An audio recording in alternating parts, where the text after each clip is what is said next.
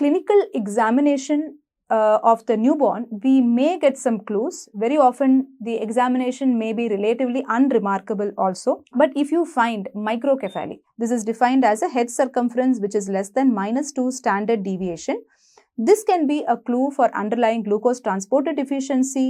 It can be a clue for adenosuccinate lyase deficiency, a type of urea cycle disorder, or serine biosynthesis defects. The presence of lens dislocation. So the dislocation of the lens in the eye can be a marker for sulfate oxidase deficiency or molybdenum cofactor deficiency. So these are all causes for very early onset seizures, and they may have a relatively normal metabolic screen. The presence of skin and hair changes is a very, very important clue for underlying biotinidase deficiency, which is a type of IEM.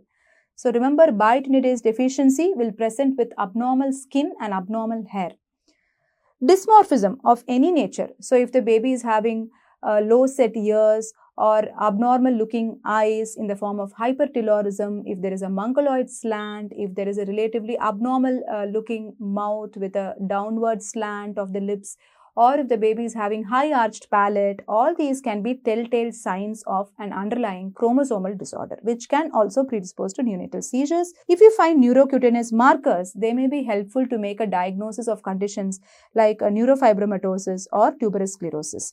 So, for example, in tuberous sclerosis, the baby may have other system involvement in the form of cardiac involvement as evidenced by rhabdomyomas in the echo.